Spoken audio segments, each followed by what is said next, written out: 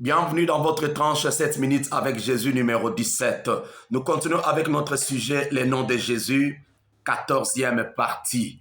Nous sommes en train de parler depuis la fois passée sur ce sous-titre, le salut a un nom. Réellement, le salut a un nom. Ça, c'est merveilleux. Nous lisons, mes amis, dans Luc chapitre 3, versets 4 à 6. Nous lisons au nom du Seigneur Jésus-Christ. Selon ce qui est écrit dans le livre de paroles d'Ésaïe le prophète. C'est la voix de celui qui crie dans le désert. Préparez le chemin du Seigneur, aplanissez ses sentiers. Toute vallée sera comblée, toute montagne et toute colline seront abaissées. Ce qui est tortueux sera redressé et les chemins raboteux seront aplanis. Verset 6e, et toute chair verra le salut de Dieu. Je reprends, et toute chair verra le salut de Dieu. Seigneur Dieu, bénis ta parole au nom de Jésus. Amen. Oh là là, le salut a un nom. Le salut a un nom. Mais quel est ce nom-là? Nous lisons, mes amis, dans Actes chapitre 13, verset 47. Car ainsi nous l'a ordonné le Seigneur. Ça, c'est Paul qui est en train de parler. Car ainsi nous l'a ordonné le Seigneur. J'étais établi pour être la lumière des nations, pour porter le salut.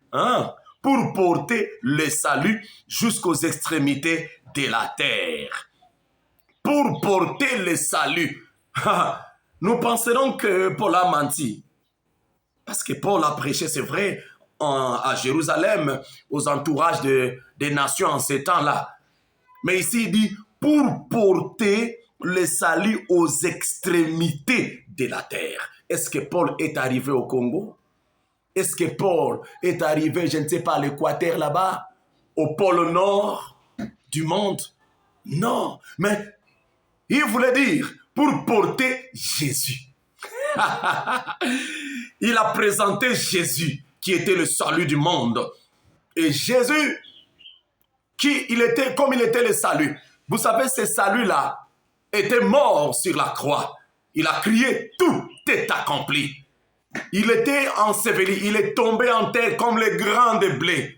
Et une fois germé, il devait porter beaucoup de fruits. Aujourd'hui, le même Jésus est en train de propager le salut à travers ses serviteurs dans le monde entier.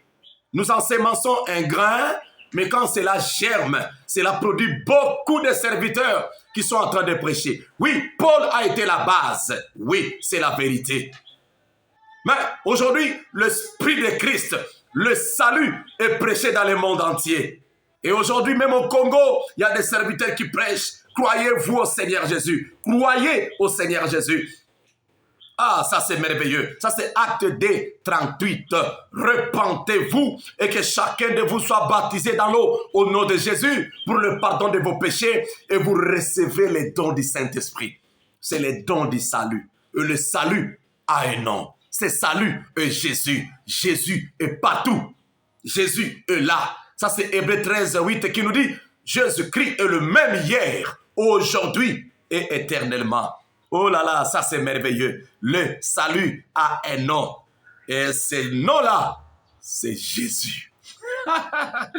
Ça nous fait la joie, mes amis. Que Dieu vous bénisse, vous qui êtes en train de suivre cette exhortation en ce matin. Ça c'est merveilleux.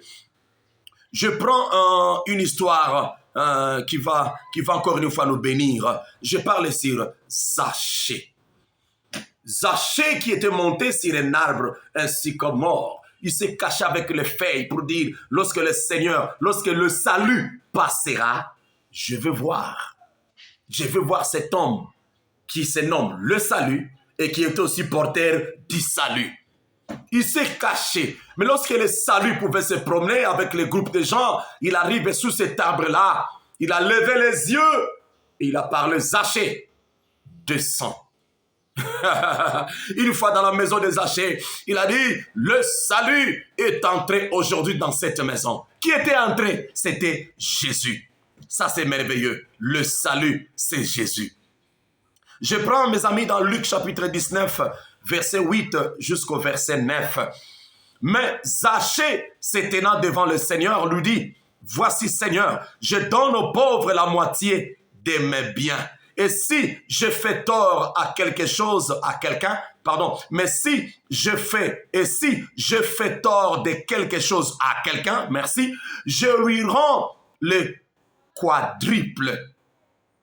Neuvième, Jésus lui dit, le salut est entré aujourd'hui dans cette maison, parce que celui-ci est aussi un fils d'Abraham.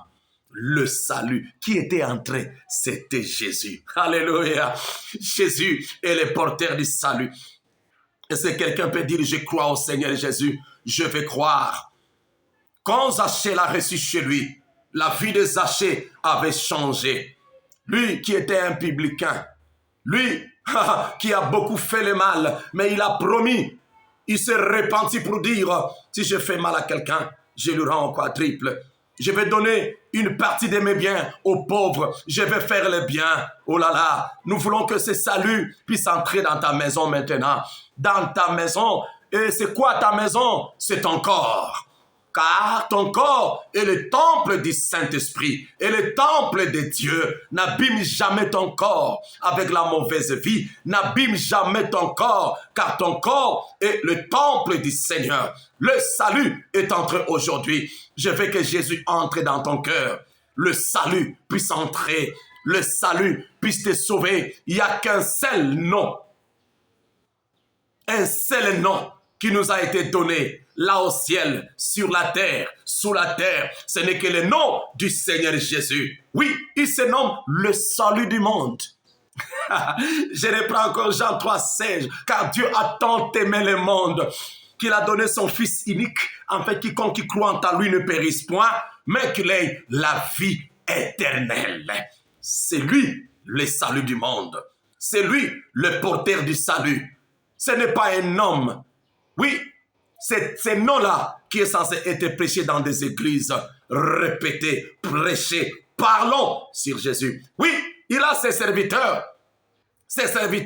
qui portent l'évangile, comme le pasteur, le feu, pasteur Baruti Kassongo. C'est un serviteur du Seigneur. Oui, le pasteur Étienne Mbouche, serviteur du Seigneur. Oui, le frère Branham, serviteur du Seigneur. Oui, ils sont des porteurs. Mais comment est-ce que les gens peuvent remplacer le nom de celui qui apporte des saluts au nom de ces gens-là? Ils parlent beaucoup de ces gens dans leurs églises, mais ils ne parlent pas du Seigneur Jésus. Désormais, nous les jeunes, nous allons parler de Jésus.